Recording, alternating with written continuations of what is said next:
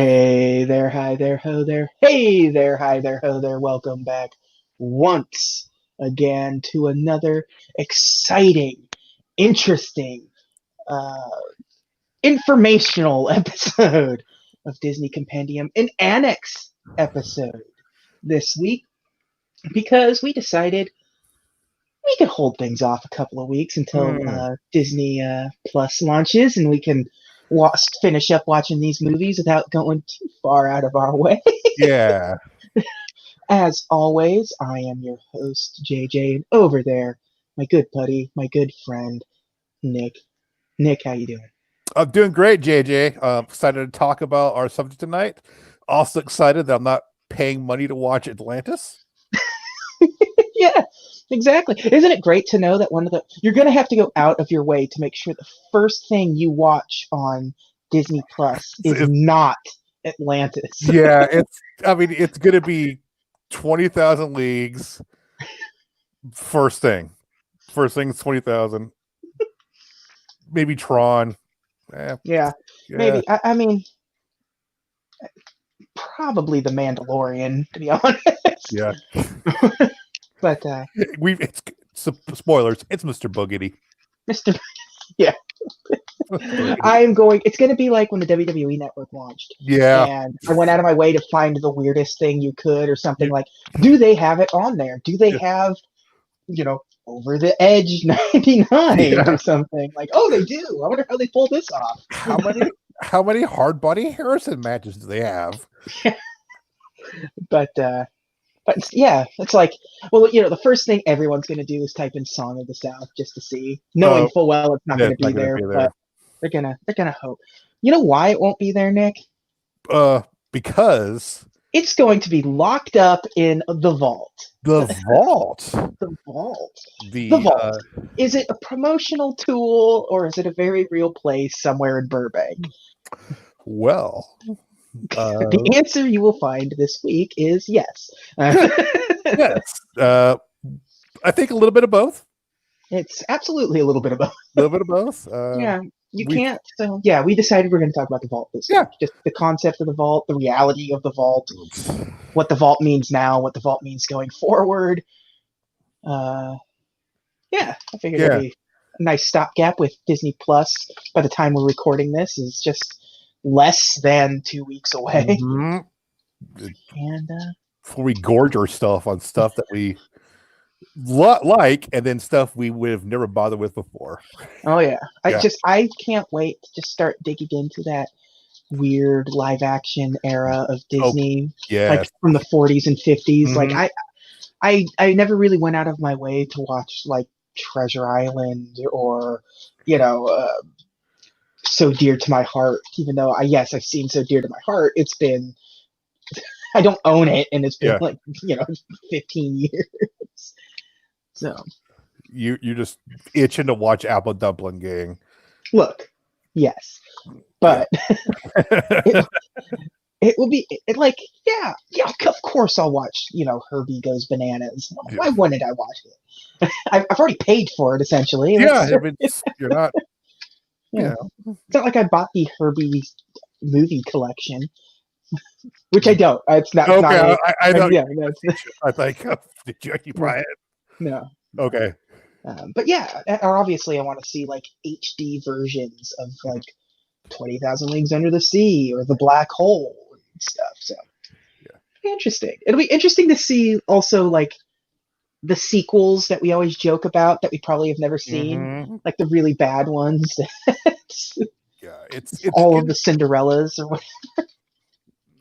my difference or my experience is probably going to differ a little bit because children and I don't know what in the hell they're going to watch. Who knows what they're gonna Yeah, find in yeah. there?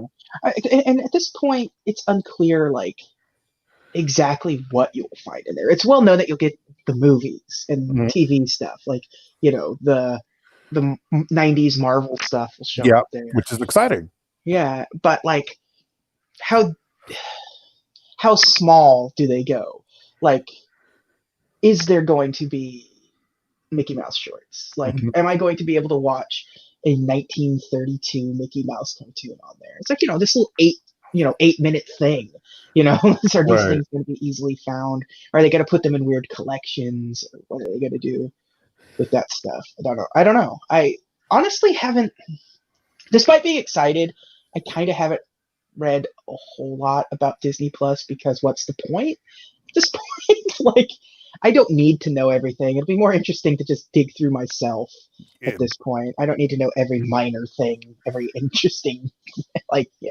I it's a like to know what new things they're putting on there. That's what I'm more interested about, to see what they're trying to hook average people into to Mhm. get it. So, like, The Mandalorian or whatever Star Wars or Marvel stuff they're working on, weird live action remakes and nonsense like that. Yeah, Lady. I saw the trailer for Lady and the Tramp last week. I was like, I Hmm. don't know. It's I finally got around to watching live action Lion King. Well, quote end quote, the hyper realistic Lion King. Mm, And like, it's good because it's the Lion King, but it's also bad because it's like, it looks really good and then these animals start talking yeah. and it's not right. But Oh, also while they're talking, they're doing animal stuff, which is also deeply upsetting. Like, sitting there talking with, like, Timon and Pumbaa are talking with Simba, and Timon's just kind of skittering around, like scratching himself while having a conversation. And it's weird. yeah. Like, it's these like, it's not, at least with uh what's the Oh, Aladdin. yeah, like with Aladdin, they changed the story significantly, Yeah. and they were But already human. yeah. Like, the Jungle Book didn't try to make the animals appear super animally. No. They didn't want to. They did, like, they anthropomorphized the animals in Lion King, or in Aladdin, or Jungle Book. That's the one I was looking for. Jungle Book, to Mhm. an extent. In Lion King, they didn't really anthropomorphize them at all. They are acting like real animals with, like, the the face muscles of humans, so they can move their lips and to make words and stuff. And it's weird. It almost looks like a Snapchat filter on actual animals. Yeah, yeah, Yeah. but like, really, but really well done. It's still, like, not good. That's the Yeah. problem. Like, so it can only be so good. Yeah, Well, but the story's the same, and I love the story, and it's great, and all the actors are great. They're all, like, doing a really good job at it. But like, it's like, how much further can we go with this? Like, Lady and the Tramp doesn't benefit it being a real dog. Like, no.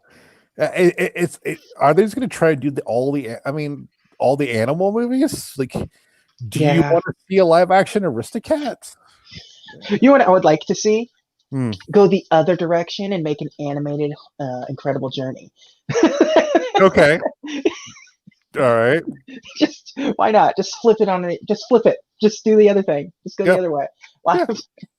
But not the original one, not the remakes that people didn't realize were remakes, which was my Oh. favorite. When they were tweeting out all, like, 8,000 things that are going to be on Disney Plus, Mhm. and people discovered the Incredible Journey and not Homeward Bound, the Incredible Journey. They're like, wait a minute. No, wait Yeah. a minute. There's an old version of this movie. There's an older one that's not Michael J. Fox and Yeah, Sally Field. yeah. I like that old one. It's actually Yeah, kind of, it's good. it's the same cat from That Darn Cat too, It is. which is funny. Like, that cat just got all kinds of Disney work. Yeah. Uh, is that going to be in there? Other cat? I think it is, right? It absolutely has to be. I Yeah. can't imagine them not. It's just that's the other thing, that obscure stuff that's going to be. Like, when I was sent you that link of, like, here's the one that we're gonna be doing for sure, and it was like the magical gourd or whatever the heck it Yeah. was. Yeah. Like, I immediately had to, like, I've never heard of this film. What is Yeah. this? And I went to it immediately and found out that it was, like, clearly a movie made for the Chinese market. Hmm. But here it is. Like, there was an American version, and it was like, all right, Yeah. yeah, that's the kind of stuff I want to see. This This is the weird, stuff that yeah, like this stuff's in the vault for a reason. yeah. Um, So it's funny reading about like the vault because you have these weird like stories. So Mm-hmm. there's there's like I'm looking at two different stories right now. Uh, The Verge Right. uh, have posted a story. Disney is ending its Vault program, giving Disney Plus a huge boost in the streaming wars. So basically, what they're saying is Disney is because they're putting the entire Vault on display for Disney Plus, it ends the Vault, which is only the barest of true.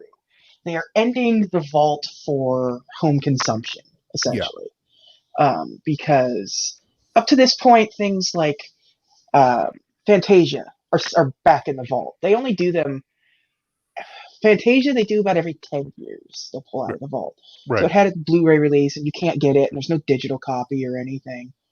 Um, so there's that. But then you go to like uh, where is it? Vulture has an article, and it's Disney is quietly placing classic Fox movies into the vault. So Disney is both ending the vault, but also putting movies into the Yeah. vault. Yeah. And like, what does that mean? Where does what do people when we're talking about this? What does that mean?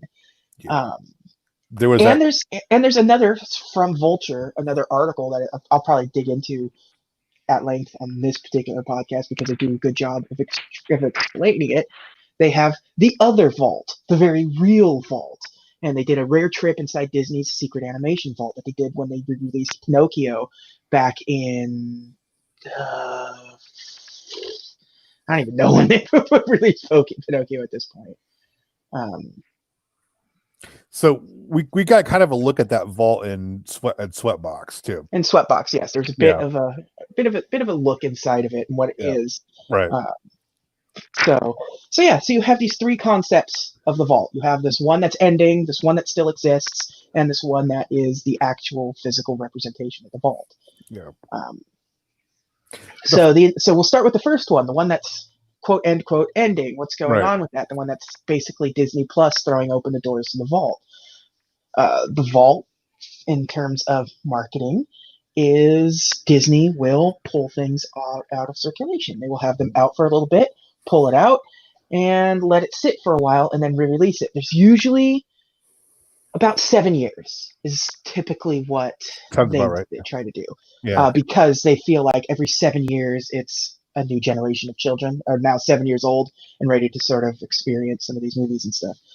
Um, it's a weird 7 years, give or take a couple, depending on what the movie is. Like Fantasia, like I said, is about 10 years.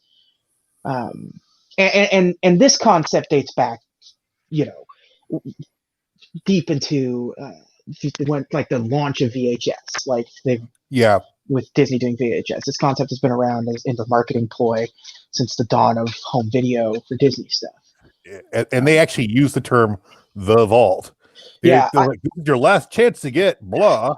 I wish I could point the camera over here because I bought these huge VHS collector's editions that they put out with some of the VHS masterpiece editions. So they're the same VHS masterpiece white clamshell boxes, but they came with other stuff, and they came in these massive boxes. And one of them was available for the last time this decade, and I think it was like for Lion King or Beauty and the Beast, probably Mhm. Beauty and the Beast. And I had to look up. I was like, is that true? And it was not true. It was out like another like 7 years or something. But I guess technically this decade, like if it Yeah. came out 94 or something, like okay, maybe 2000, it came back out like 2001 or something. But yeah, it had stickers on them back in the vault, little vault logo and everything. Mhm. It's very I good. mean, it's clever because Yeah, it'd be like, like, oh, well, I didn't buy Sword in the Stone. yeah, And I'm not gonna be able to get it again. yeah, Well, I'm exactly. gonna have to go get it then. And it was it was harder getting used stuff back then Yeah. too. Um, and if you were getting used stuff, it was going to be significantly expensive because the aftermarket. There wasn't stores that existed in the same vein as there is nowadays. Mhm. Like that's like what is it? FYE has like whole sections dedicated to pre-owned videos. Yep. You know, pawn shops take movies now, half-price books. Things like that. Your best bet was most probably going to be a yard Yeah. sale, Or a like library book sale where I library why book sale, yes I church found church rummage rummage sale. sales. Yeah. Yeah. But nowadays with the internet and everything, you can get whatever Disney thing you want at any given time. Uh, Even if it's in the vault or not. Like, I wanted to get a copy of Fantasia on Blu-ray, and Mm-hmm. you go to Half Price Books, and there it is. Yeah. Um, and everything's in effect now. And in terms of, I actually have a list of the movies that are considered vault movies. Like these ones are the official, because not everything's a vault movie. Not everything goes into vault circulation. Um, and it's exactly what you would think it would be. The main lines: Snow White, Pinocchio, Fantasia, Dumbo, Bambi, Cinderella, Alice in Wonderland, Peter Pan, Lady and the Tramp, Sleeping Beauty, 101 Dalmatians, The Jungle Book, The Little Mermaid, Beauty and the Beast, Aladdin, The Lion King, and all of their sequels Mm-hmm. are vault movies. Um, so, and that's like for home media consumption. Obviously, there's a little more complication with some of the vault stuff that we'll get to when we're talking about the Fox Mm-hmm. part of this thing. And so there are for DVD purposes. So for VHS, you had Masterpiece collection, and there was another one that I can never remember. Was it classics? Yeah, Disney Classics, I Yeah. think sounds right. But for DVD, you have the original ones. They started in the early 2000s, the Platinum editions. So those went through till 2009. So it went from 2001 to 2009, where they released everything from the vault, and with Pinocchio being the last thing. Uh, Diamond Editions Yeah. was the next one, and that started in 2009, where they started over with Snow White and the Seven Dwarfs, Mm-hmm. which is they always start with Snow White and the Seven Dwarfs every time because that's the first one. Right. They don't necessarily go in release order from there, but they will always start with Snow White and the Seven Dwarfs. So 2009 to 2015, it started with Snow White and ended with Aladdin. And now you have what they're currently doing, which is the Signature Collection, which again started with Snow White and the Seven Dwarfs. And now and these are the ones that are like HD. Some of them are 4K. They'll do Signature Collections with 4K editions and digital copies for movies anywhere. Like Aladdin, most recently was Aladdin was the most recent one. And, yeah, has a nice steelbook at Best Buy too. Yeah, Still very there. nice. Yeah. And so those are your three home video lines right now, and that's, who knows where that'll end. That just started in 2016, so they've only been doing it for a few years. So we'll see where it goes from there now with Disney Plus, because home media is in a weird place right now. Sales are still pretty solid, but you also recognize the downfall. Like, people are streaming more often. People are getting digital copies. The Vudu, and everything. You buy a movie, it comes with a digital copy. There's always sales. It's easy to get digital copies. Yeah. Well, there's a whole thing with movies anywhere now where you tie it to Vudu, like you said, and Amazon Prime, and even now it's on if you bought it through it goes through YouTube. You basically watch it on YouTube. Yeah, exactly. So I can sit down and watch Snow White and the Seven Dwarfs on YouTube. Yeah, you just open a browser at work and watch Snow White if you want to. So it's it's cool. But I think you and I are kind of that same. We're kind of the same space with the physical and digital, where I like to physically own my things. Yeah, but at the same time, it's very difficult to. I prefer the convenience of. I prefer the convenience of digital. Yeah. I'm at that point now where I will get special versions of things, as opposed to just getting I will not just go out and buy a normal copy of Infinity War. I'm buying the Steelbook version, or a box set of some sort, Right. collector's edition, something unique. A Criterion movie are a whole separate thing, than Right. typical. But I don't like. I will go out of my way just like if there's a new movie that I want to get, I will probably just get a digital copy, wait for a sale. I have a video store that I live next to that the guy, like it's a local ma and pa, without the ma, I think it's just pa, video store that when he gets the movies in to put out for rent, he takes a digital copy out, sticks it to a board, and you can just buy it for $6. Oh. And so that's what I do. If there's something new I want, like, what was it? That's how I got Rocket Man or something. Okay. Like I want to watch Rocket Man. I'll pay the $6 for the, or yeah, that's just what I do now. So, or horror. I'll get horror movies. Sometimes they don't have special editions, but they're also not easy to get, especially for older obscure ones. So. Yeah, and also if you suspect like, but they're gonna do a box set. Like, yeah, I bought John Wick 3 knowing that a set's coming out.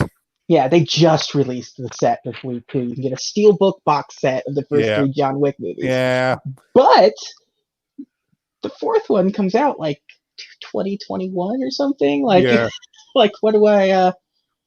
Maybe like. Right.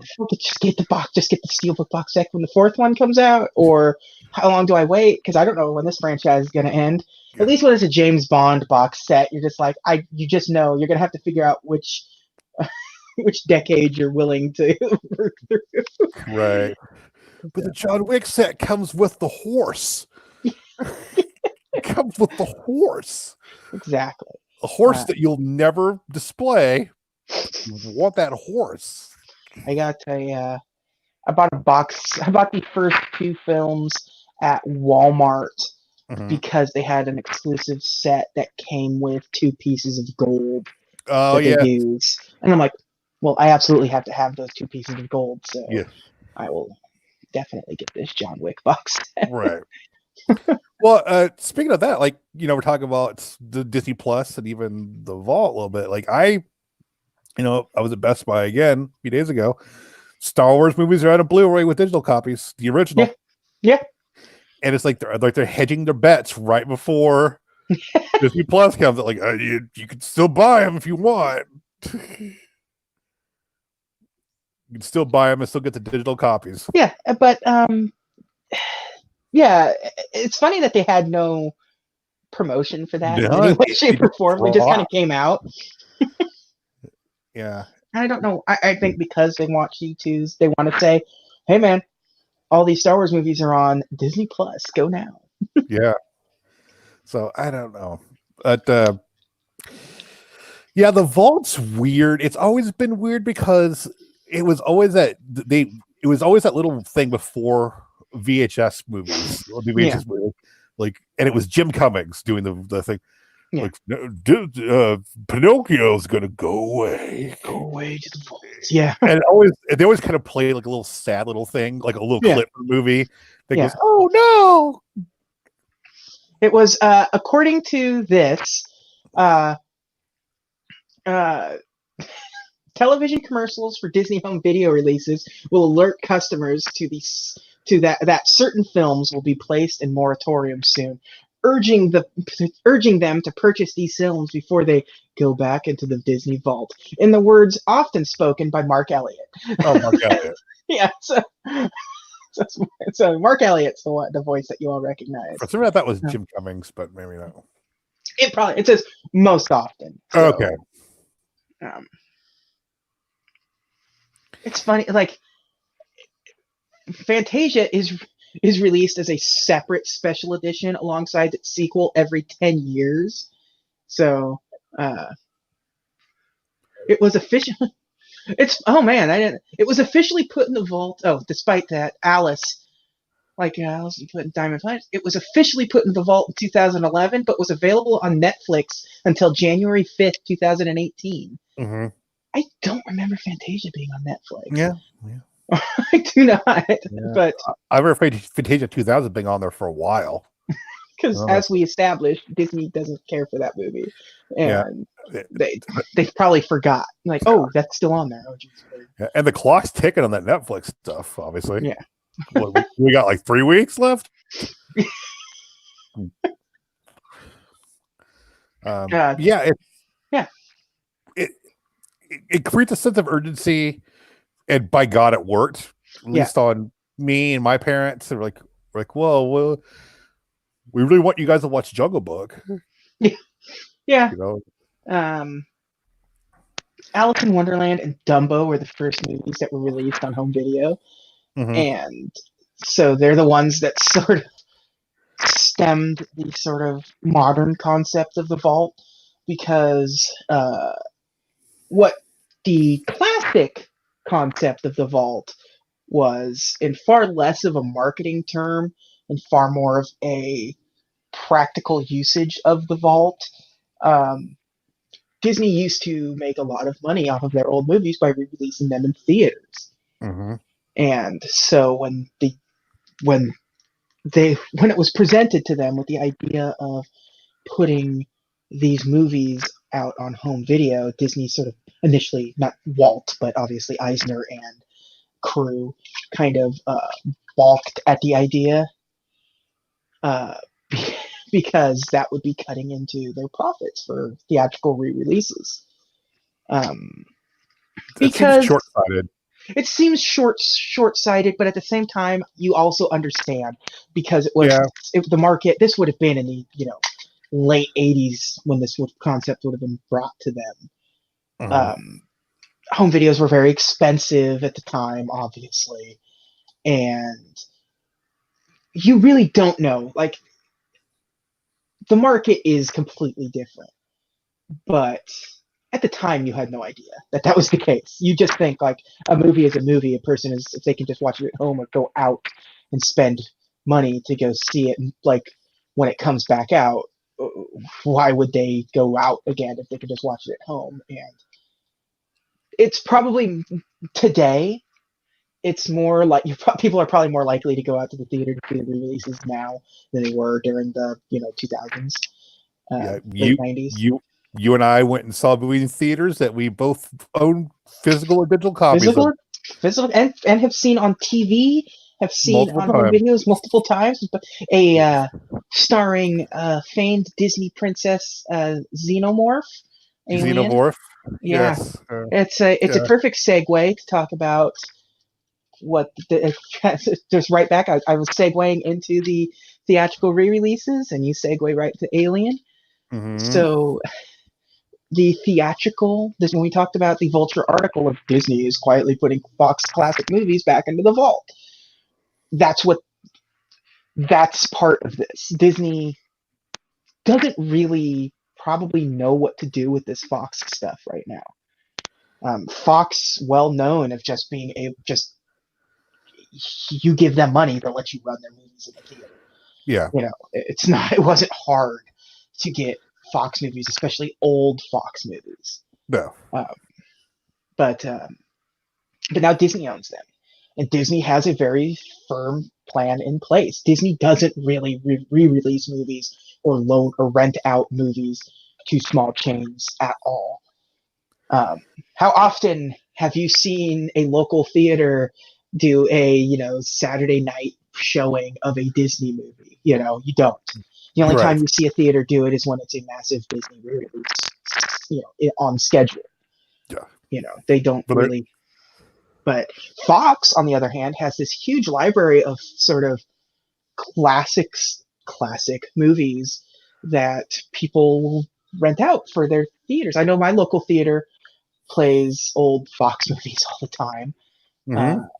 Like, because they're inexpensive. Like, sometimes at 11:30 at night, you just want to go to the local art house theater and see if Zardoz playing. Yeah. But like, oh, dude, they're showing The Fly next weekend. Yeah. Hell yeah, let's go watch The Fly. Yeah, but now Disney owns The Fly. Disney owns The Omen, Zardoz, Suspiria, Planet of the Apes. Planet of the Apes, Phantom of the Paradise, Yeah. And some, interesting ones that get sort of classic things like Alien. Alien had, when we saw Alien, it was at least on a roadmap as a special theatrical release. Right. The Fathom So events. Yeah. it's not like, local theater rents a copy for the evening or something. So it's through TCM, Turner Classic Movies. Yeah. Yeah. So, it'll be interesting to see, because, there are stories of people having their, rentals, their films, like, being denied or canceled on them because they are Fox movies and Disney owns them now, and they're not doing that. And Disney's notoriously not doing that. There's a couple of exceptions. The most notable is the one that I think Disney themselves even know that they could not get away with in the slightest, and that's the Rocky Horror Picture Show. Right. No. Yeah. Yeah, I mean, that's been playing at midnight on a Saturday night every night for 40 years at this point. They're not going to touch that. I'm sure it came up and they're like, hold up, we gotta. But there are other things, Princess Bride gets, that's a common quote along, small local independent theater. I know my local theater, just recently had a version of Princess Bride, which is surprising, kind of. Fight Club was one that was denied by somebody recently, by Disney. But then they ended up complaining about it, and then they, the representative ended up calling. It's like, it's okay, you'll still get your copy of Fight Club. You got it. I think Disney just doesn't know what to do. Yeah. I don't think they've got all these movies, and they're just like, okay, we're gonna just sort of hold them how we hold our own movies for now. And I'm sure at a certain point, Disney will be a little less stringent on non-Disney movies. But we'll see. Yeah, it's just like, well, their default is to say no, and then go from there. Right. Worst that could happen is like, oh, come on, man. All right, here you go.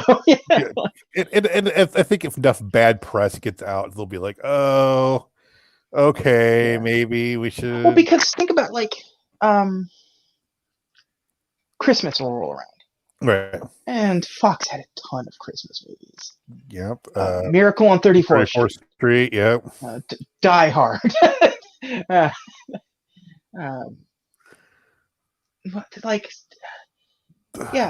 don't know.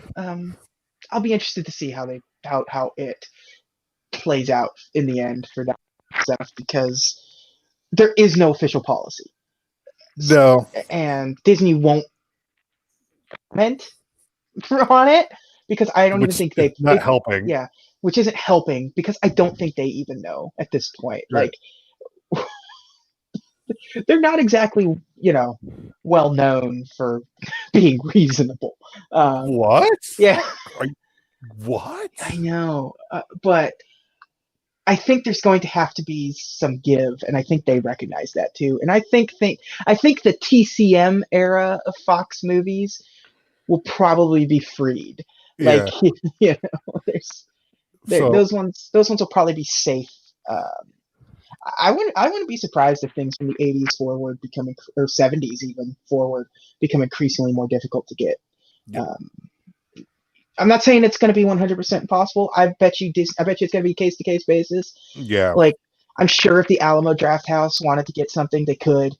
But I'm also sure if the Grand Cinema, my local little art house theater that does these things, asked for it, there'd be probably a few more emails needed to clarify why they can't have it. But by the way, I just double checked.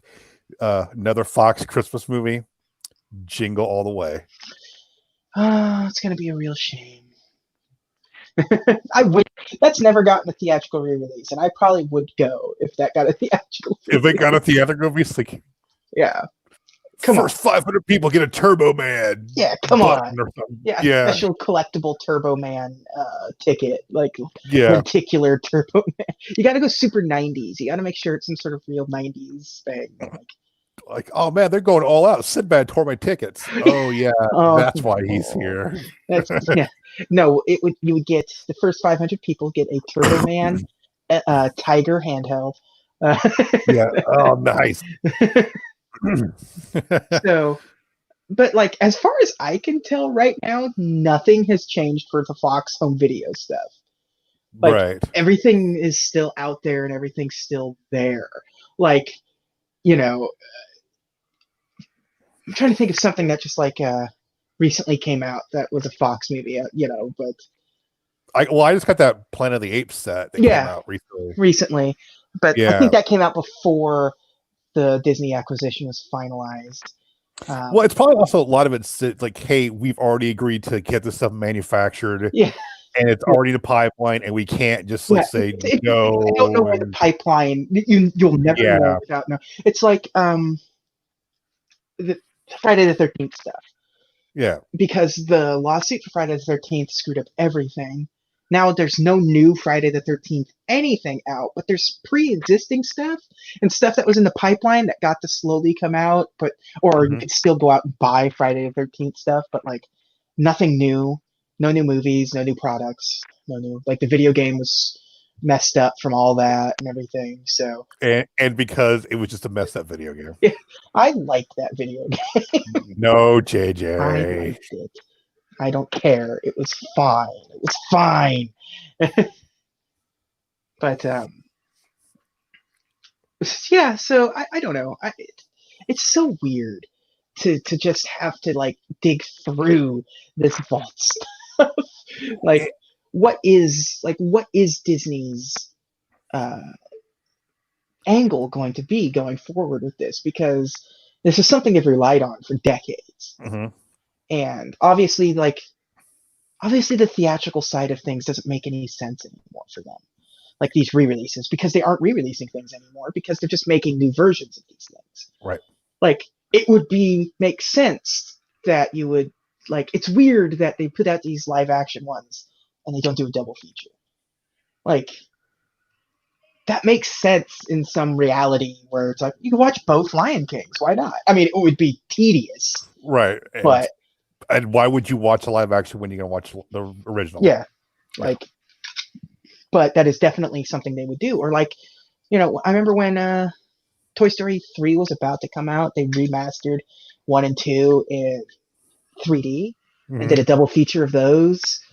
And, you know, whenever a new Marvel movie, like tentpole Marvel movie comes out, they'll end up doing like, oh, here, you know, Endgame is out, so watch, you know, all 4 Avengers movies back to back to back to back, or all 20 some odd Avengers. Yeah, it was all of them recently.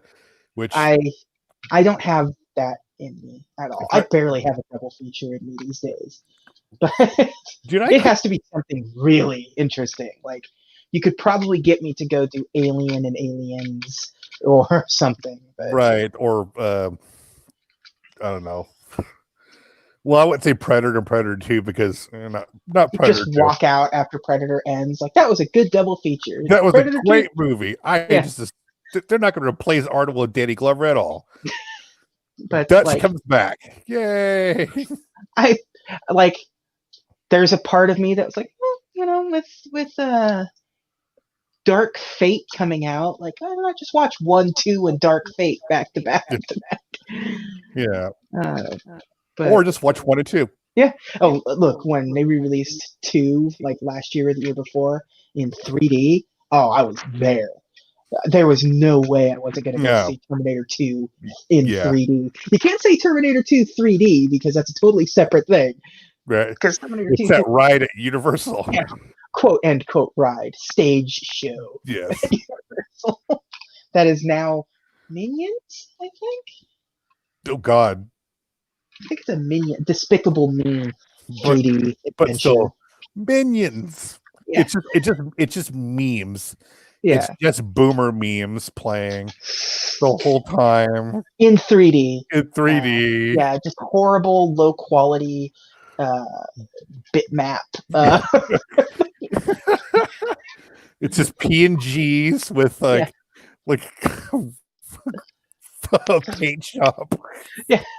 Fed through a few times, saved over several times, so it just looks super crusty. Yeah, Bad, like yeah, bad lining of the text and everything. Just yeah. like It's just cuts. Yeah, cuts off whole parts of letters and words and stuff. and it's just your aunt yelling if you've read it yet. Did you see the thing I posted? I loved that Terminator 2 thing just because it was so dumb when they do the same thing with a lot of that stuff where you have uh a live actor come out on stage, but they keep them so far enough away where it's like, yeah, it's Arnold Schwarzenegger, yay! It's yeah. Well, that Indiana Jones stage show they had, it differed about like Well, how Harrison 40 he was. yeah, it's funny too because they don't even like try to present it as it's Harrison Ford. No, They just present it as this is an Indiana Jones, like this is how they make Indiana Jones, and here is Indiana Jones, and he has to pretend to both be Indiana Jones and an actor at the same time, and it's very weird. it's the Mario 3 of Indiana Yeah, Jones. yeah. It's just a show. That was one of those things when I went to Disney World because I've only been there the one time, and that was last year. That was just one of those things like this probably isn't going to survive much longer. I'm gonna see this because like they watched this on Full House, so now I have to. Yeah. Because it was just like they used to be really proud of that show, so here they are. I have to see it. They're really into it. Yeah, Yeah, I don't know. yeah. That Now you have that guy is going in the physical vault. yeah. just lock him up. If he just goes in there, all their cast that they have no use for anymore. The guys in the Sweetums costume from Yeah, the Muppets 3D movie thing. yeah. The malnourished Hawkeye that I saw at California Adventure this year. Yeah, I was impressed. I was very impressed with the Spider-Man they had Yeah, I was jealous. because he talked exactly like Tom Holland. Like Yeah, he had the voice down perfectly. Uh, but also the previous week before we were down there, he was there in costume as Spider-Man. So part of your brain is also like, this very well could be him. yeah. Is Tom Holland here? Yeah, he seems like the kind of guy that would just do it just to do it. Like I'm not promoting anything. I'm just in the costume. Why not? Like Johnny Depp. Yeah, he just shows up randomly. Like he'll just show up as Jack Sparrow in the ride, and it's like there's no movie. Why are you here? he doesn't even yeah. tell Disney he's showing up. He just shows up. Yeah, Like, and Disney's like, yeah, all right, whatever. Try to stop him. We can't. So just let him go in there. Johnny Depp still here? Johnny Depp never left. Yeah. What else? There was I liked it when I went to Disney World because I went during Halloween, and this episode is just nothing at this point. Like, I'm fine with it. At this point, we're just talking Annex, talking man. Disney. Yeah, we'll get back to the vault shortly. But now we're just talking Disney stuff. We're bebopping and scatting. Yeah, yeah. Just like you said before the show, it's notes you don't play. Yeah. But yeah, during the Halloween stuff, because it's a separate ticketed event, so it's like they can change some of the rides a little bit. And what they did with Pirates of the Caribbean was put live actors in there. So like you're going through the queue and there's pirates in the prison cells, and there's a pirate being like, have you seen this guy? He's big and he has a beard and he's kind of like you. Yeah. Like that kind of nonsense. And like you're in the ride and they will be like in some overhead walkways and stuff. And that is neat. Space Mountain, they turn off the lights entirely. Which is terrifying. Especially in a Space Mountain that you haven't ridden before. Is Like, it more terrifying than barely fitting on the ride? so the Space Mountain at Disney World has Matterhorn seats, Okay. single Oh, file. oh, good So for Disney World. yeah, uh, but when I'm sitting in there, like if I was sitting there and my knees were in my field of vision, I could just imagine what it'd be like for you. So it's not Yeah, it's not a nice fit for a yeah, big guy, yeah. but it's more comfortable than uh, the two of us squeezed side by side. Squeeze it into which the guy asking me, "Hey, it's 2.5 minutes. You gonna be okay?" It was not a good day for you between that and getting bullied by that child. That Uh, child took my chair. just yeah, it's just insult after insult It for was you. just insults, Yeah, and I broke 2 rides. it's true. You did. Uh, Broke Pirates, and I broke Space Mountain.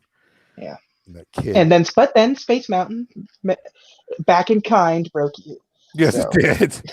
I thought you were gonna say like for like they have live actors that you said it's for Space Mountain. Ric Flair's just there. just hanging out. He's just hanging out, He just, literally yeah, he's in. hanging out. He just he tries to get like he tries to sit behind you in every single. Uh, He just wants to tell you road stories. yeah, while some like surf rock is blaring. Woo! We're staying at the Baltimore Hilton by the airport. Me and Tully and Arn. But to be fair, the best part of the Disney Halloween stuff was the like special Halloween themed food that they had. There's no way around that Disney just has the best worst food. Oh man. Oh god. You want you want a churro covered in like sour grape powder? Well, here you go. I'm actually going to Disneyland 13th to 14th of November. Nice. So it's be the first time for me that I'm going during the holidays, which is kind of cool. It's that's mostly when I go. So Yeah. I actively went in May this year to sort of both do a birthday slash Mother's Day thing and to not do it at Christmas Right. because I always see it at Christmas. Like Yeah. even when I went to at the Disney World, I was dangerously close to going during the Christmas season. Well, I think you and I kind of also went for the same reason. In addition to that, was like I want to see it before Star Wars Takes rose up over. on Disneyland. Yeah. But then it turned out that it did nothing. It didn't. Attendance actually went down. Yeah, which is good. because words spread like, "Okay, you're gonna be waiting in a line to. You want to go? You want some blue milk? It's gonna be like a 6-day wait for that." Yeah.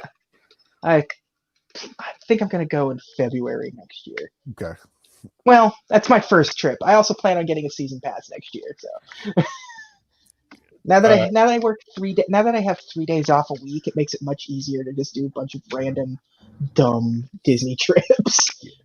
Our tentative plan, since next year is our 10-year wedding anniversary, and we went to Disneyland for our honeymoon.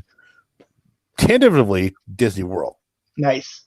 So when is your anniversary? April. April? Okay. Yeah. Good. Yeah. Don't go when I went. Okay. Do not go in September. Yeah. For 2 reasons. It's still like summer there, and it's also hurricane season. So it's very wet, hot, and humid. And it's absolutely miserable. Just like my honeymoon. I'm gonna cut that out. Yeah. Timestamp 49 minutes. My plan is a bunch of Disney trips next year. Disney World the year after that because it'll be the 50th anniversary. And I think it would be very fun to say that I did the 50th anniversary of Disneyland and the 50th anniversary of Disney World. And then after that, I'm thinking Paris. Yeah, I think at some point you got to get to those international Yeah. sites. Yeah. So Paris is the one that I'm most interested in going to. You're gonna go to that one abandoned Disney thing that's like on a creepy pasta. Yeah. Yeah. But it's the one Disney theme park you can go to where it might snow. Yeah. Um, and then like the Asia ones are kind of all over the place because of course I would do the Japanese ones before the China ones. And you have you have Disney Hong Kong and Disney Shanghai. Might want to stay out of China and Hong Kong for a bit. Yeah, for the time For the being. time being. And I don't think I would go. I don't know how I would do Shanghai. I don't. Because like Hong Kong is very Western friendly. Paris is Western friendly. Obviously, the Japanese ones are Western friendly as well. Shanghai is not. There's no English anything there, and the culture is adamantly against like somebody like me being there. So I don't know much about Shanghai, but I do know how to get there. Is you have to wait and they abduct you and take you there. it's like yeah, that's how it happens. Yeah. From what I've heard, I listened to a podcast of somebody that went to Shanghai, and they were like, "It's cool. It's a really cool theme park, but it is also very much that part of China, mainland China, where." It's still communist, and there is sort of no concept of lines. So when you're in line, like everyone's up in your personal space, unless like people are cutting you off left and right. So, oh, that sounds like sounds like anxiety. Yeah, it sounds like I would just be like an anxious mess. Like I don't think there's enough Zoloft to get me through something like an experience like that, unless I had somebody with me that like could help me. So probably Shanghai's probably not in the cards. You have to hire a guy. Yeah, Hong Kong probably would be in the cards. You have to hire like a Indiana Jones like guide. Yeah, like Alfred Molina, like hire him. Yeah, but the Disney Vault. The vault. This show got locked in the vault, and we're taking it out for the first time in 15 minutes. Yeah, for the first time in 15 minutes. We're pulling the classic Disney Compendium bit out of the vault, where we're going to talk about the vault. This very easily could have been a 2-episode thing. Probably should have been, but... the concept of the vault is... I think a part of the intrigue around it is that Disney is very vague about what it is. Yeah. They don't really go into it too. I mean, you talked about they said, every 7 years. Yeah. But beyond that, they don't really, talk about it. Like what's we know the concept behind the movie, the home video one. Like it's a marketing ploy. Yeah. Yeah. But so I guess the one thing that would be in the movie vault and the physical vault would be Song of the South, right? Yes, absolutely. It's in both. Yes, it exists in both. This a very literal sense of it is physically tucked away, locked behind a padlock at Disney, and also locked away from our reality. Yes, it's in the Indiana Jones Ark of the Covenant warehouse. Yeah, it really is. They took Uncle Remus and and I was and some of the more questionable short stories, hammered a box shut, drilled some holes in it so we could breathe, and just pushed it away. And they push it to a vat of dip. Yeah. Remember me, Eddie, when I killed your brother? I talked what? Still terrifying. That poor shoe, man. That poor shoe. The most YouTube video: 10 saddest anime deaths. Dipping that shoe. It's that shoe. So, what do you think sort of created the concept of the vault in the sense of the films being re-released. What do you think made them think of like this whole re-release schedule for releasing films into theaters? And I'm going to say it rhymes with Michael Eisner. wrong, Ah, actually. He just kept that going. Actually, what created this sort of concept was our favorite era of Disney filmmaking, the 40s and World War II. ah. Uh, after that whole situation wrapped itself up, the studio needed money. Um, and because Snow White was their biggest hit, and then World War II they made no money, so what's the easiest way to make money but release your movies that people know they already like? Yep. Because as we have noted, when if you go back and listen to the first like what episodes like 6 forward, um, not great, not great. No. Uh, An era we're so getting back to again. Not yeah, great era. yeah. Yeah. So they put it out, they put the movie out, take it away, put it back out another 7 years later, make the money off of it again, take it away, put it out another 7 years later. Mm. It's obviously Eisner and Wells took over in the 80s, and that's when the VHS idea, the home video version of the Vault, sort of took over eventually, and now we're having this weird Vault renaissance of discussion because we don't really know where that stands now. Yeah. Films are being just available at all times, but also you have the theatrical re-release side of things Right. that still exists. But then you have the actual tangible vault, uh, located in. Do you know where the vault is? Burbank, California. Glendale, Glendale. Glendale, California. Just a boring beige building. It, You can go up to it. There's no signage. There's nothing that says "Welcome to the Disney Vault." it looks like a grain silo. Yeah. Um, there's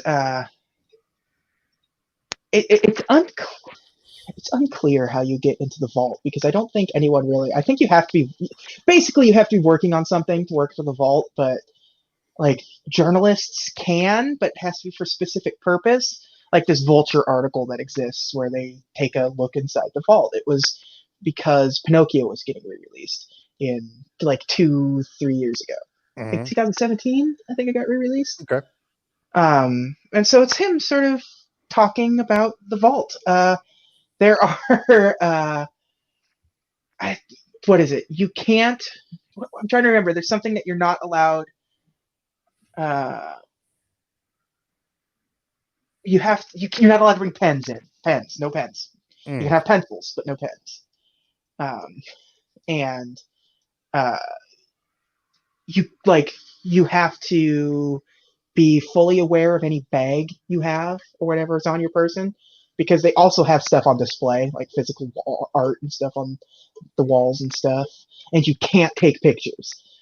You can have your phone in there. They won't take your phone, but you can't take any photographs when you're in the vault other than what they give you or what they point to you and say this is what you can take a picture of. There's you can't just go in there and start snapping photos. I just picture as that room from the first Mission Impossible. It is so the vaults themselves. There is photos of what the vaults are.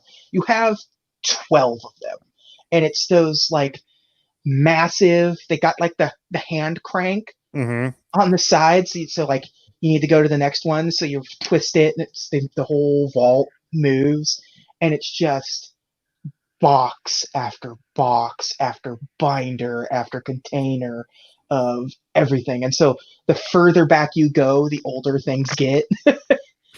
And I'm sure with like the right amount of oxygen, like environmentally friendly things, so things don't get destroyed and all that. Oh yeah, there are certain things. Here, I will show you. Uh, The world. Yeah. Yeah. Shining, shimmering, Splendor. splendid. This is the vault. Huh. Yeah, Oh, so it's the basement of the community college I went to. exactly. uh, that's basically what you get with the vault. Very simple, but massive, obviously. Um, it is, nobody knows exactly how much is in there. Uh, but the estimated number is about 65 million independent pieces. Because it's everything. It's everything. There are certain things that don't exist because of various reasons. Nothing like, it was lost in a fire or something, but there was a stage of time, especially in the early days, where uh, Walt just gave out and sold cells. Yeah. So there's just like a lot of like individual animation cells that are just completely gone. Whole sections of movies are kind of missing in terms of like cells and stuff. And film was very, very unstable back Yeah. then. Yeah. Um, uh, in this particular article, it was about Pinocchio, this guy's experience looking at Pinocchio stuff in the vault. He was told that there are over 1 million pieces just for Pinocchio by itself, Wow. which is impressive. And so the Disney Vault, the physical legitimate vault, isn't called the Vault. It's not the Disney Vault. It is the Animation Research Library. Uh, because basically it exists for, I am working on a project for the studio. I need to come in, whether you're a movie producer, director, an Imagineer, you need to come in and look at stuff. There's so much content, there's so much stuff that um, uh, you could go in there, and if you just kind of got free reign, you could find something that nobody has seen probably for 70 years. Um, It's basically, I imagine for Imagineers, it's vital to go on there like, oh, I need this yeah, for reference. yeah. Um, and they're always trying to find what they can.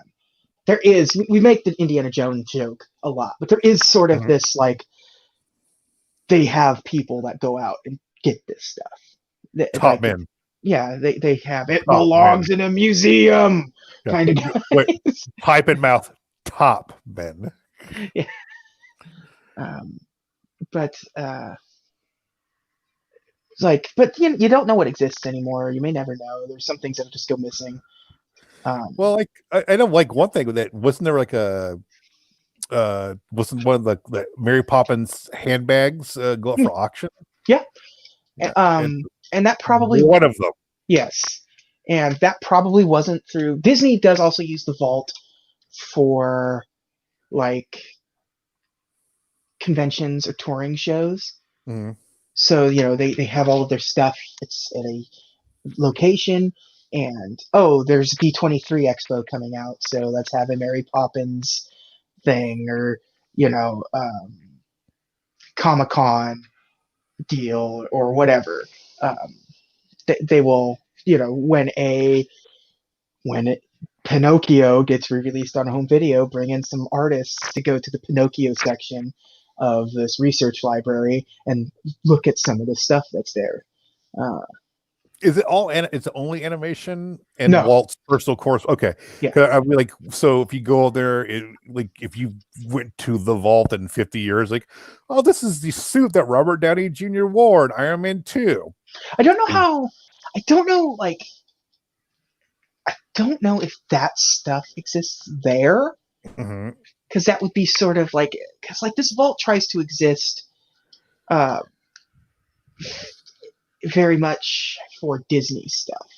Right, not the Not, peripheral. yeah, like, the Marvel Animation Studios is Disney, but it is like a peripheral company. It exists both within the Disney umbrella and outside the Disney umbrella simultaneously. And apparently, one of the biggest things that they do now there is every day you just have people there um, digitizing everything. You're scanning something in so you can make it easier to find. So you have a digital vault library as well. And you have to, and it's difficult. It's hard for some instances. Sleeping Beauty in particular is one of those things, because it was shot on 70 millimeter. Mm-hmm. So all of the uh, all of the all of the work papers, all the backgrounds they did are massive. Uh, so I read the paper is the size of like a bed sheet. Oh, good God. So there's like a special process that they have to do to like scan bits at a time to get it digitized and stuff. God. That's like a job that just like, well, I have job security. That's my only job. I digitize 65. Well, I mean, there's multiple people, obviously, but still. Yeah. So, according to this Vulture article, it was once the artwork is digitized, it's moved onto a system called GEMS, which is accessible by employees at Walt Disney Animation Studio, Pixar, and Disney Toon Studio. Mm-hmm. After the artwork is digitized, you can watch entire sequences play out in their rough form and zoom in to see the detailed background painters put into it. It's like so you can see Geppetto's workshop with alarming clarity. So. That's remember, this alarming clarity. Yeah. Oh my God, there's a new painting back there. This isn't the Rescuers. But yeah, it's Disney is well known to have just a ton of Walt stuff. Like you can read like multiple biographies about Walt Disney, and if it's authorized by Disney themselves, you get alarming access to some of the like less tread vault stuff. There was a really good, a massive biography about Walt, and it's just packed with like personal correspondences. Like Walt was like as an adult, like a man in his 50s, he was still like writing letters to like teachers. Mm-hmm. like you taught me in the 7th grade, so I'm going like thank you for that. And just, pleasantry correspondence and stuff. And he kept it because they have it because he kept it. Yeah. He kept it, yeah. And any letter that came into him got saved, so all the replies got saved and stuff. I mean, it's not 100%, obviously, but the picture of him and Ray Kroc is in there. Yeah. But we were doughboys together. Yeah, exactly. But like, yeah, I'm sure there's photos of like Walt Disney with like Theodore Geisel or something in there. Yeah. But yeah, anything and everything that you could imagine wanting to look at, you have a very good chance of seeing it there. But it is, well protected for good reason. It's invalid. Is there stuff in there? And this is probably speculation on your part and mine. Is there stuff in there that is in there because it's in the best interest of Disney for it not to get out? I mean, I think in the sense of some of the sillier concept, probably. Besides Son of the South. I don't think there's anything because there's a lot of stuff in there that is clearly not great look for Walt. I mean, we watched that PBS documentary where they have the actual audio of him talking to his employees, not trying to unionize, and how much of a jerk that makes him sound like. They're not really afraid of that stuff because they can control that stuff coming out, but it's obviously also easily accessible. There's really not a whole lot to worry about, really. I think the thing that you have to worry about most is that it is well known that the animators drew filthy images of the Disney characters when they were working on movies. Like, that stuff they don't want to get out. They don't want you to see what, Iwerks doodled in the margins of a sketchbook or something. I guess what I'm leaning toward is like the more. I don't think there's anything propaganda cartoons. I mean, you own those still, so yeah. Yeah, I mean, that's there. I mean, Disney is open about a lot of that stuff. Like the World War II stuff in particular. Like they've re-released some of that stuff. The one that you can't like, because I have the Silly Symphonies set, Mm-hmm. and it has the Three Little Pigs on it. And they openly say that in the original version of this, the Big Bad Wolf dressed up to sell, brushes, um, and he was stereotypically Jewish. Like Right. they made him look like a caricature of a Jewish man, and they changed that later to just make him look like an old peddler, and take out all of the facial features that would have been racially charged Mm-hmm. characteristics of a Jewish man. Uh, and but they don't put that version on there. It's just it's like the special editions of Star Wars. Like this is just the version of it now. Right. So deal So with are it. those in there then? Oh, absolutely. Those are actually probably because there was the story of Rogue One had a 4K cut of the original Star Yeah, Wars. that's right. They before the for the creators of that movie. Like, yeah, Yeah, to go and watch. Now, there's some speculation that it wasn't the non-special edition version of it. That's just sort of a misspeak on it. But obviously, non-special edition versions of the movies exist, and they probably exist in a pretty decent form.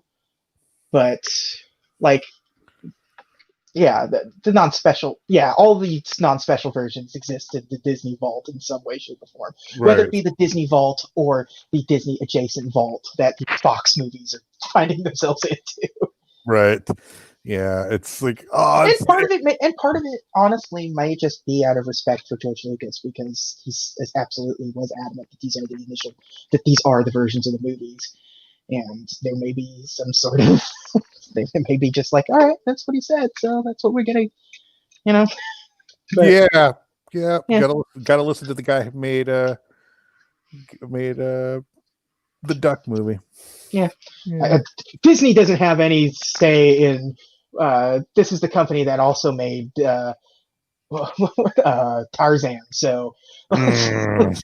like they made Tarzan and the Fox and the Hound. They don't get to talk about bad movies. So So what you're saying is, years from now, when George Lucas passes away, they might be like, that's exactly what I'm saying. I think yeah, as long as he's alive, they will respect his opinion, and it depends on.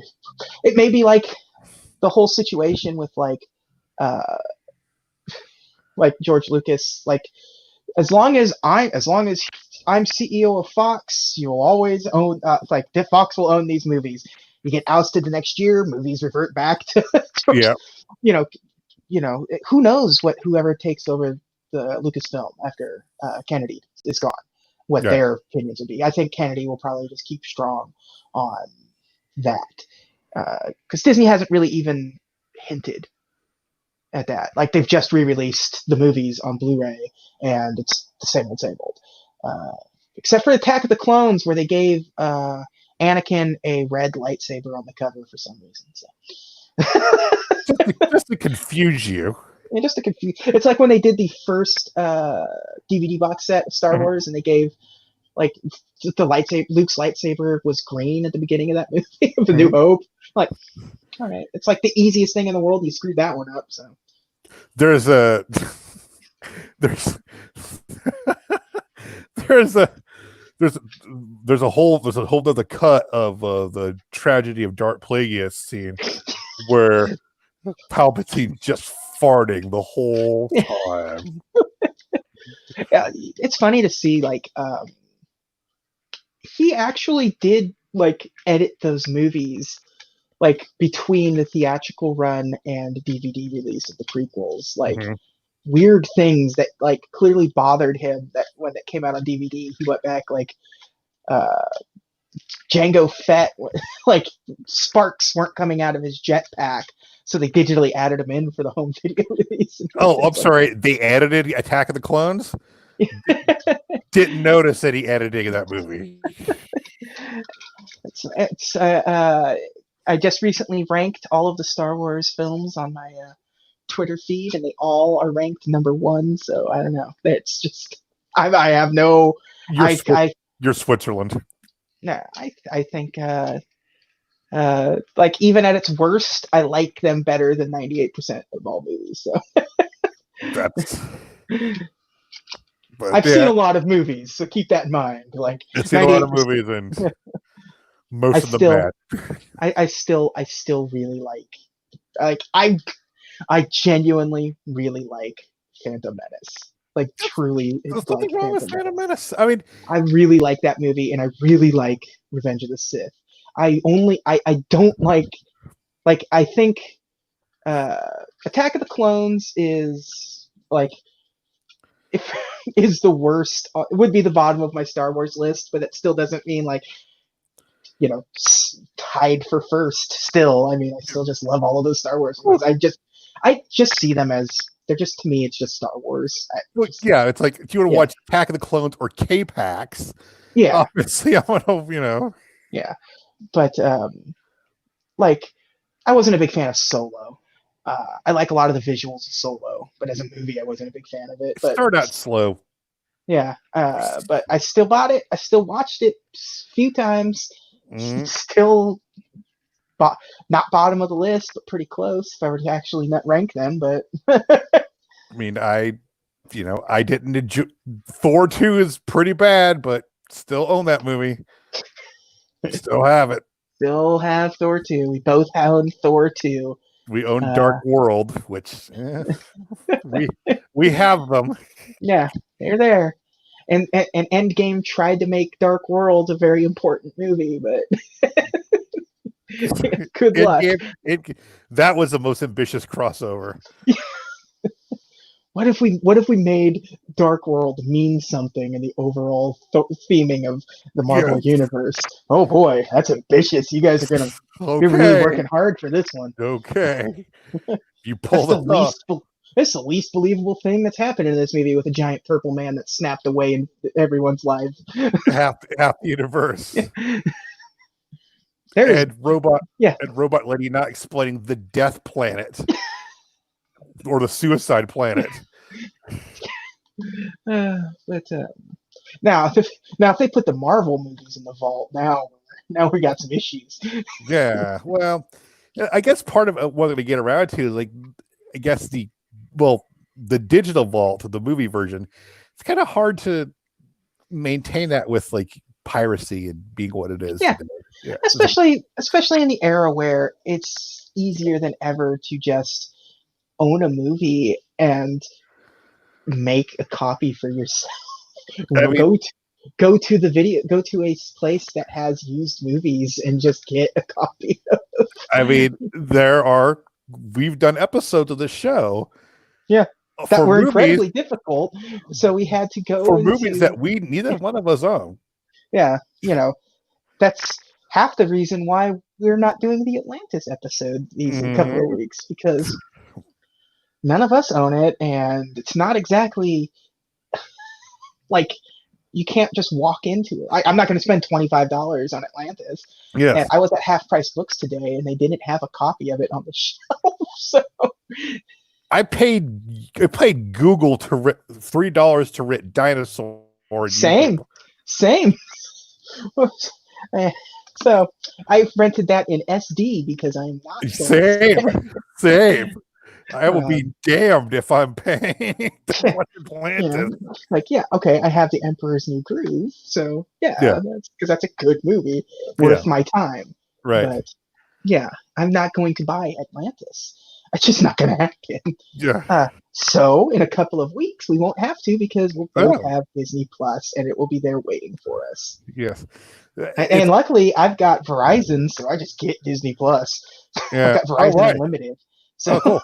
Yeah. I'm probably gonna get the package with ESPN Plus. I see. because I was telling my dad, like, they have that cool package where you get ESPN Plus, Disney Plus, and Hulu for and Nat Geo, right? Nat Geo's included. Like I don't know, but like Nat Geo, they have Nat Geo stuff in Disney Plus. So, right. I always forget that that's them now. Yeah. Makes sense. Oh boy, I hope they have those True Life Adventures on Oh, that'd be cool. I would watch some of this. I've got one of the box sets, and it's so fun. Like these really early versions of nature films that are not great because they're lying, Yeah.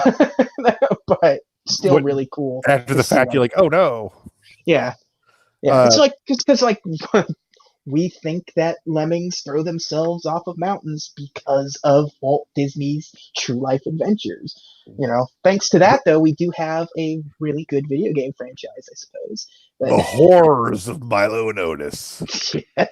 Well, to be fair, Japan. that's Japan and not Disney. Disney just did that.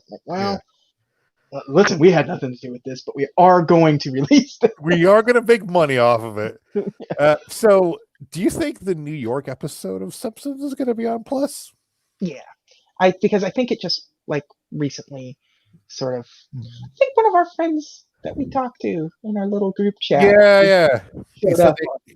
You said it was on FXX or something, right? Yeah, so I think it'll be there. I don't think they'll. The Michael Jackson episode's done, though, I believe.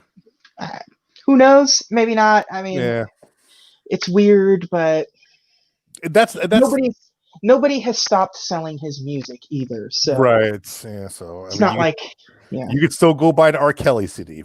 Yeah, and it helps, unfortunately, that nothing really ever happened.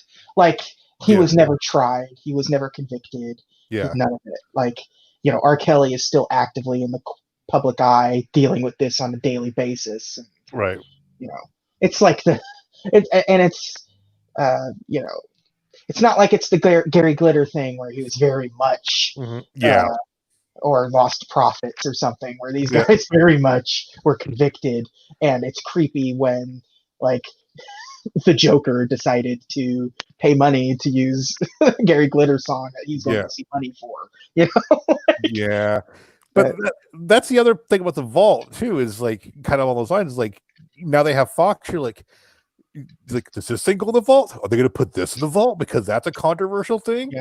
Does this go in? Does this go in? Yeah. And Disney, with the exception of with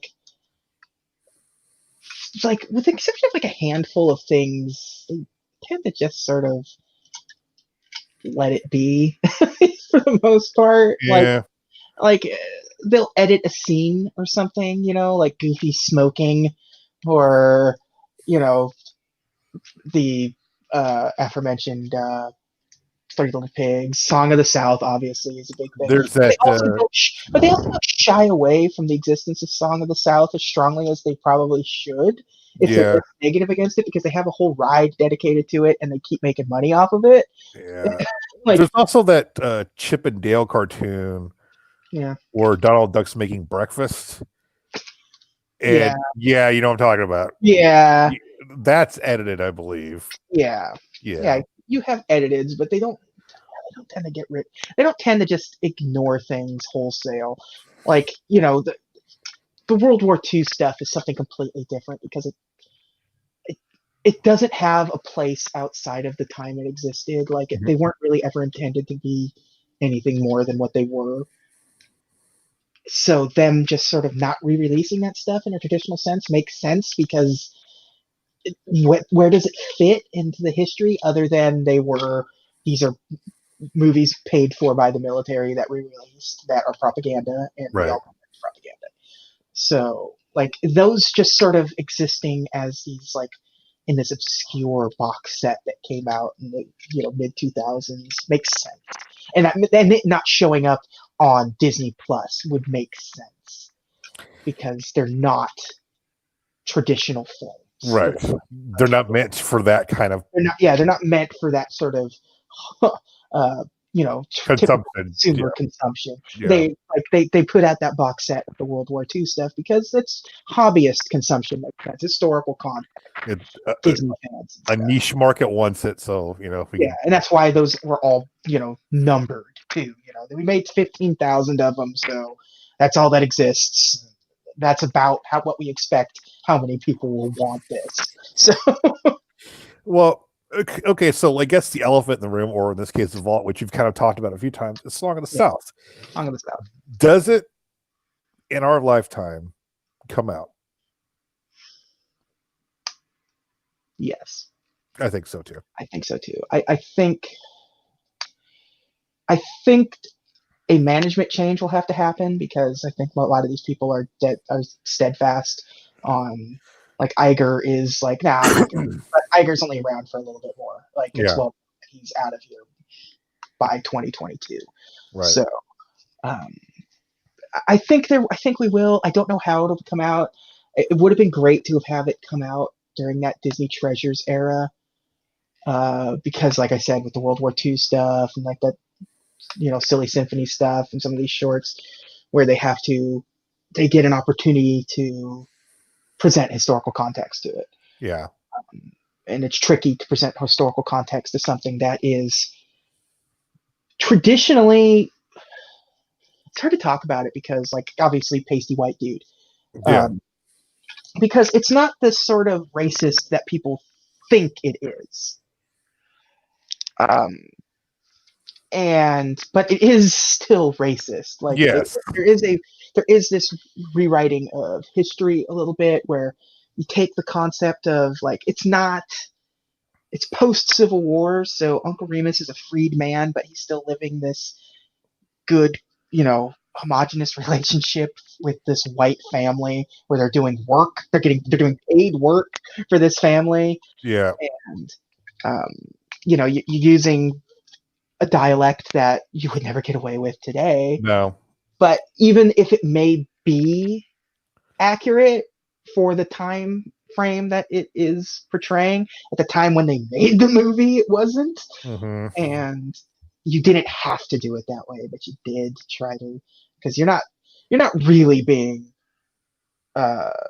historically accurate already, and you don't have to go that far, and it's not like, oh, all people talked like this and because they weren't taught traditional English or what, Right. it's weird nonsense. And there's certain weird things, like, there is an episode of this show that is in the works and coming down the pipeline that is going to focus on a lot of this stuff, um, that is going to be presented with a disclaimer and everything, because there's 2 or 3 episodes that you could do with Song of the South in general. Um, but things like the infamous, there's no The, disclaimer here, so you know what I'm going to talk about. The the little the baby. baby. Yeah. Um, when that movie came out, and that phrase at the time wasn't actually, like, racist. Like, it's weird to say that, but I was doing research for it because I was curious about that and everything, and it's like, this movie actually sort of made that the racist term. Like, at the time, and it was really just used for more broad definition of it, was the sort of complex solution to a simple problem. So, um, they made this really complex baby made out of tar to trap the Brer Rabbit. Well, they could have just trapped the Brer Rabbit. Like, they didn't have to create this absurd concept. Uh, but it became racist because, like, Disney created this very racist Well, the thing. way it Yeah, looks is yeah, also yeah. The way it looks, clearly, yeah, yeah. it's where it really goes in. So this phrase, that phrase, when it was created, wasn't necessarily racist, but Disney and the way they portrayed it in the movie and what the movie stands for, like, by the time the '80s come, it is 100% a racist term, which is why when who was it? Was it? I'm trying to think of what. Is it Mitt Romney? Somebody said it during, like, a campaign trail or something, and he used it as the original, Mhm. in its original context, but its original context is obsolete now. Yeah. So you can make the claim all you want. The fact of the matter is, it doesn't mean that anymore. Maybe don't say it. Just don't say it. Like, Maybe just yeah, don't say you it. should be aware enough of the world around you to know that that doesn't mean what you think it means anymore. Like, Right. it does. Like, if you Googled it, like, it actually takes a little bit till you, like, if you go to dictionary.com or something, it's like not the default definition is racist term. It's, it's the complex solution for it. But, like, I don't care. Like, you can't be that stupid. Yeah. But yeah, there's a lot of weird stuff like that with the Song of the South, and like Disney's first black animator, like he loves that movie. Like he asked Disney, because you get kind of access to the vault if you want to borrow a movie, you can. And that was like one of his things. He wanted to, for like Christmas time rolls around, he wanted to borrow it and play it for his family and everything. Like there's some weird stuff with that movie, like, and it's so like crucial to the history of Disney. Because the thing is, yeah, it's a genuinely enjoyable movie. It is. The parts that are enjoyable. Yeah, I don't think, like, with the exception of the finale with Zippity Doodah, Uncle Remus doing the whole thing, like the live action stuff is kind of sucks. Yes, the kids are annoying, and just the kids are annoying. You know, in 2019, watching Uncle Remus, talk like that is kind of It's uncomfortable. It's uncomfortable, but like by and large, the like animated stuff is really good.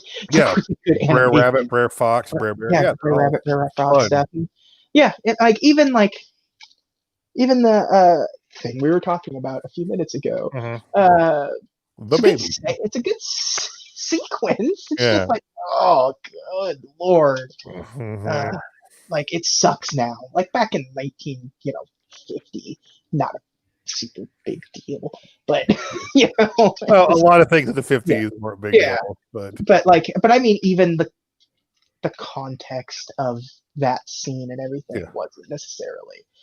But the live action stuff certainly was. Live action stuff in particular was probably more problematic than the animated stuff. Like, everyone will point to that infamous baby scene. Yeah. But the live action stuff is more problematic than it's like I don't care if it's good natured racism, it's still racism. So, and things have only become more racist as time goes on. I.e. the baby scene. I.e. the way they have the black people talking in the movie. It just keeps getting worse and worse as time goes by. And I hope and pray that they can release it with some sort of context. Yeah. Like, please have somebody. Yeah. Okay, so here's my question. Hire me to step out and say, hey, y'all. JJ, hey, I'm a... yeah, hello. Hey, hello, I'm a historian, JJ here to talk to you about Song of the South. I'm a white man in my 30s. Yeah. Listen, what you're about to see is, well, problematic.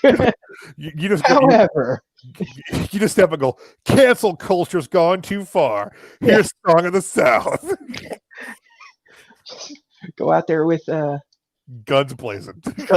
Just me and Obama standing next to each other saying, you don't have to be woke all of the time. Yeah. And you keep cutting him off and saying what he means is. And then he hits you. And then that's they just cut into the movie after that. People have no idea what the hell just happened. Did Obama hit that guy? Who was that guy? Why did he just open hand slap him in the face? I hope they have, because nobody else does it. It would be really nice if they had commentary or something on the streaming service, because that was always my second favorite part of the Simpsons box sets. Yeah, was the first part being I have all the Simpsons at all time. I can watch King Size Homer whenever I want to, and nobody can tell me not to. Just wash yourself with a rag on a stick whenever you want. Yeah, I'm just sitting here waiting for my tab. I pushed it at the start of the show. Still not here. Vent gas? Why? Yes. Why? I just triple my product. But I here's the thing about, if they do have it, there's a thin line between going like, hey, here's the historical context. Yeah. Don't try every black actor you have on a contract out there to be Yeah. like, this is okay. Yeah, Don't do that. Yeah, Please don't do that. Like, well, and that's the problem, because what's Disney's choice? Because nowadays, without the Disney Treasure stuff where they can release that stuff, like, what do you like? Disney Plus really isn't going to be the marketplace to just dump it. It has to be released somehow differently beforehand. Physically first, and then later. Yeah. But then, like, die down, I guess. But then, like, how do you release it? Because you can't make a big deal out of it. Mm-hmm. Because then it just. But also, you can't just sort of sweep it under the rug, because both of those options makes it seem. Both options are problematic. Like, yeah, making a big deal out of it is just like, you've got your tiki torches lit and you're ready to take to the streets to celebrate the release of this movie, and sweeping it under the rug makes it seem like you're trying to, like, okay, here it is, just go get it, whatever. Also makes it seem like you're ignoring it, ashamed of it, and trying to ignore the cultural insensitivity that's going on in that movie. You can't just go like, oh, Chadwick Boseman said it's okay. Yeah, here it is. Yeah, you can't be that. Well, I have that one black friend and he likes this movie. Yeah, like I was talking about earlier, there's that animator, the first black Disney animator that really, really likes that movie. Like, he made comic strips for Disney for it and everything. Like you can't just trot him out and be like, oh, see, it's fine. He's he was also like loyal to Walt to a fault. So so like, it's tricky. Like, when you had the Disney Treasure stuff going on, that was your opportunity. Like, because all of those were released with context, and they were for enthusiasts, and you had Leonard Maltin introducing everything and explaining everything and talking about everything. And he's not the guy for that. Nope, he is not.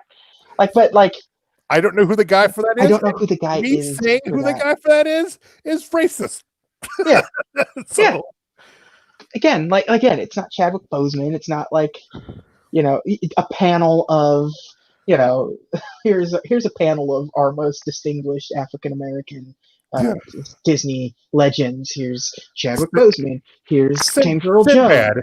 Yeah, Sinbad. Corey and the House Kid. Yeah, Raven Simone. Like, that doesn't work either. That just makes it work. Because again, that plays as the I have a black friend situation. So So I don't know. My cousin's kids are mixed. Yeah.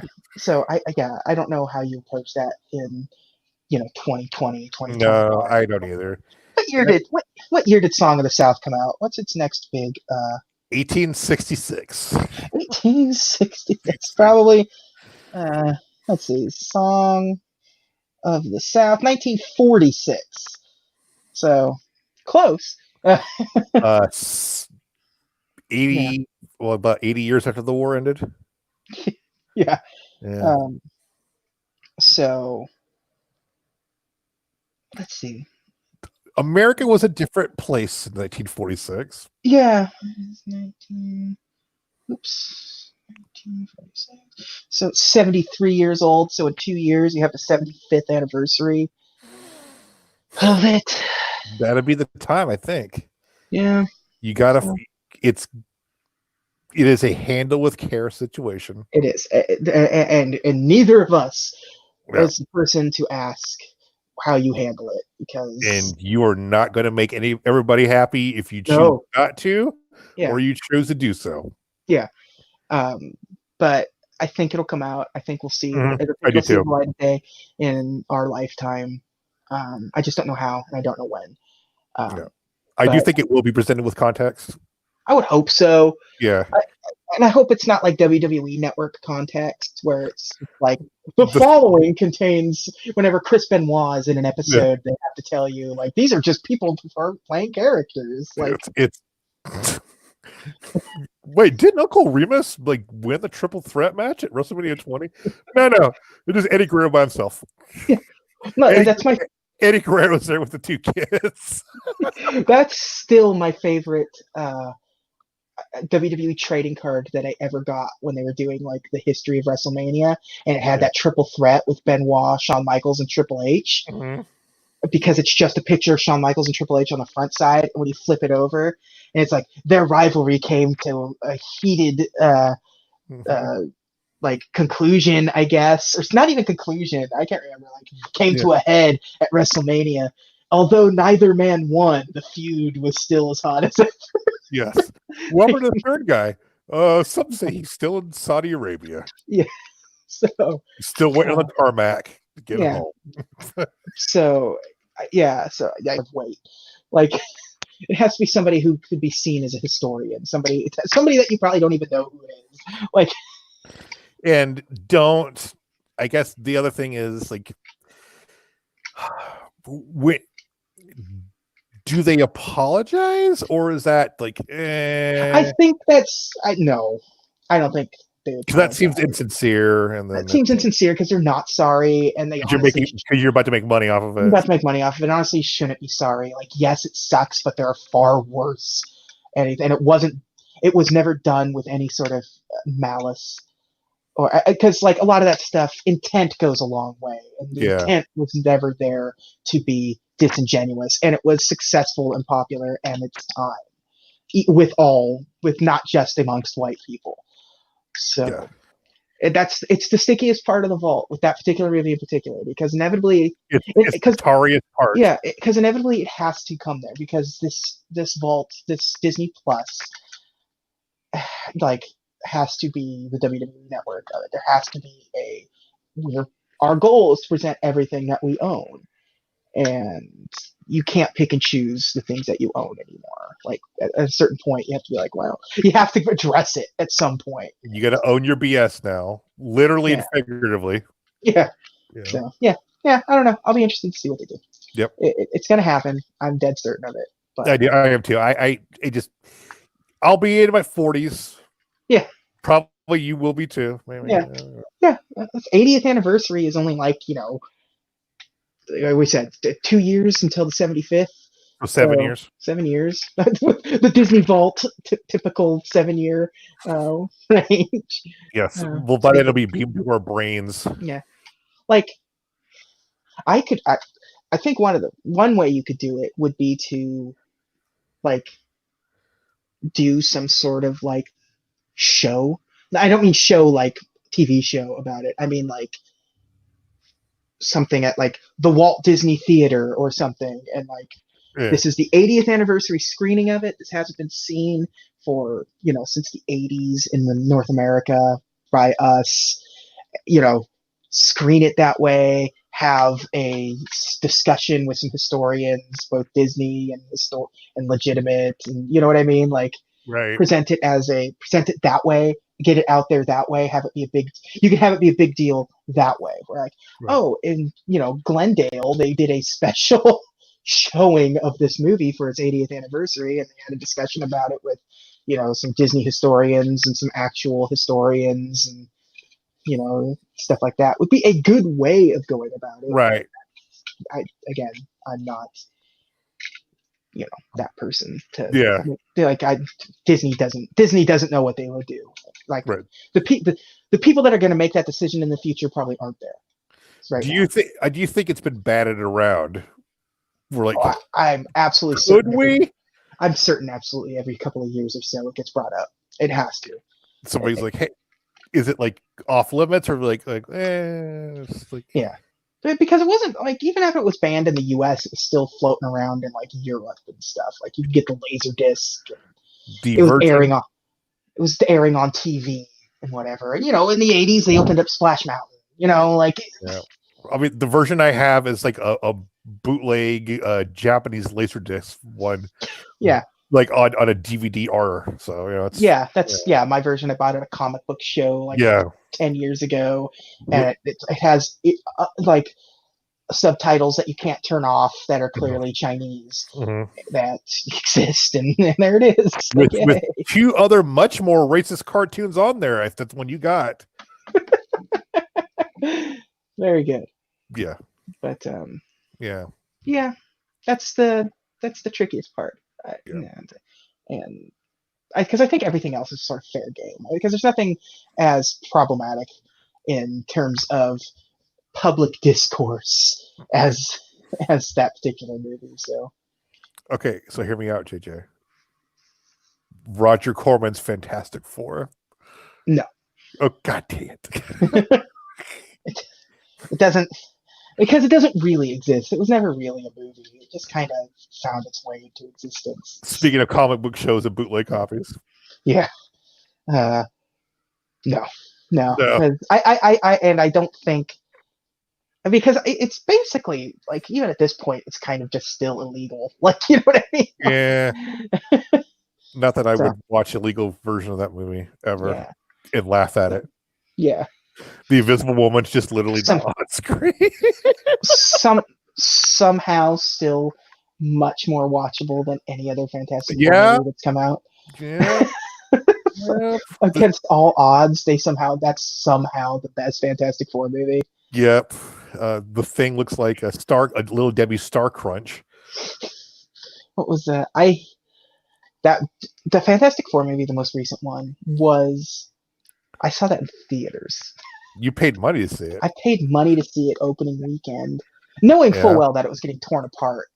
And I would honestly say it's the worst comic book movie I've ever seen. Wow. It's an hour and a half, and it doesn't care about the Fantastic Four in any way, shape, or form. And it makes the Thing a war criminal. So, Wow. so move over Superman 4. Yeah, I think he's all locked Worse. up, and he's military property, and they just send him out to wreak havoc wherever they need him to for military operations. It's Man. So, yeah. but hey, that's the other Fantastic Four stuff's probably going to be on there, I guess. I hope the Fantastic Four cartoon is on there. Should be. Yeah, the Marvel Power Hour. Yeah. I hope they keep Stan's like little intros. I can't imagine them getting rid of those. Like, hey, true believers, Reed Richards sucks. You'll find out why in this episode. Oh, so good. Watch me own Todd McFarlane and Rob Liefeld for the next 25 minutes. Yes, please put those on there. Put this on there. God, every couple of months, I sit down and watch it. Yeah, it makes me. It's funny. I have a coworker that loves Spawn. Yeah, and like I showed her that one. Yeah. She's like, what's so being so mean to him? It's like, because he sucks. I mean, let's be honest here. Because he's awesome and they suck. Yeah. Like, so, like, come on, let's be like. I think Rob Liefeld deserves it a little more than I mean, McFarlane. Todd McFarlane gave us a pretty awesome Spider-Man run and Hulk run. Pretty good Hulk run. I mean, like, his art is at least iconic for Spider-Man, and Spawn is Spawn. It's not like, and Spawn is still the Spawn that he created. Rob Liefeld exists solely on the, hey guys, I created Deadpool, and like, well, no, I mean, yes, but you also stole Deadpool from DC. And B, the Deadpool that everyone likes is not the Deadpool you made. Yeah. So I mean, you could say I created Cable. Okay. Yeah, I don't care. And Cable, because at least the Cable that exists now is the Cable that you created. Yeah. Like, a big, bulky, boring guy. Yeah, the most interesting Cable has been is when he was in the Deadpool 2 movie. Yeah. Well, you know what? I just realized that you said that Rob Liefeld deserved it a little bit more. But did Rob Liefeld pay $1 million for Mark McGuire's baseball? Touche. Yeah. Touche. I think we should just wrap this one up. Okay. We meant to talk about the vault, and I guess we did. I think we stumbled into a territory we probably should have never stumbled into with Song of the South and got too deep into it, but deep in the heart of the South. But zippity doodah. My oh my! What a day! This was a fun episode, Phil. It was. And so next week or next episode, hopefully next week. I'm pulling for next week. Yeah. Should be. Another Annex. I gave Nick free reign on this one. Every episode has been of my choosing up until this point, but next week's all Nick. It's all me. So guys, he's going to be the host next week. I'm going to make you be the host next week. All right. All right. So next week, guys, stay tuned. We're going to be talking in depth about Just in Case, the Wonderful World of Disney movie with Harry Anderson in it. Can't wait. Or of something that is near and dear to the hearts of JJ and I, Disney Afternoon. Disney Afternoon. We'll be talking, but we've kind part of one. I'm going to say part one. Part one, because we'll come back. We'll circle back around it. There's too much Disney Afternoon. We don't need 4-hour episodes. It makes it very hard for me to compile the episodes, and when they're over 2 hours. We're probably going to focus on the heavy hitters. Yeah, the ones everybody knows, like the Duckverse heavily. The Duckverse, not so much Quack Pack Duckverse, but maybe talk a little bit about the new DuckTales cartoon, which kind of pays homage to the Disney Afternoon. So that'll be kind of fun. Yeah. So next week, Disney Afternoon. Very exciting. Can't wait. It's an episode that has always been in the pipeline. Yep. For one of these Annex episodes. And then after that, we'll be right back into the standard show of... we're barreling towards the end here. Yeah. With Atlantis, we're just moving at a quick pace towards sort of the season finale. With Frozen 2 coming out in a matter of weeks now. Yes. And obviously, when a new movie comes out, we'll find time to record one. But until then, Atlantis in 2 weeks. Next week, Disney Afternoon. Which episode do you think we're going to enjoy making more? I wonder. Just keep. It has been obvious. We just keep putting Atlantis off. We didn't put an episode out last week. We didn't record one last week. We're doing this one this week. We're doing it not. We're not doing Atlantis again next week. JJ texted me at 0 hour. Hey, so I think we should just do Annex instead.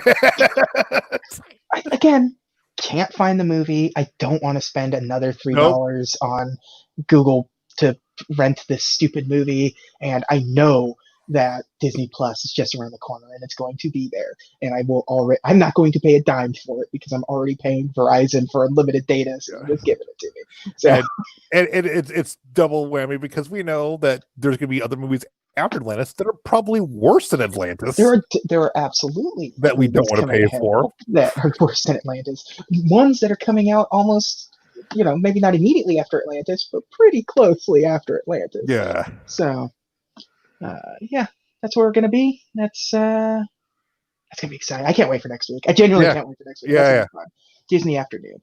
But that's not this week. That's next week. So until next week, thank you for joining us, and have a magical day. Bye.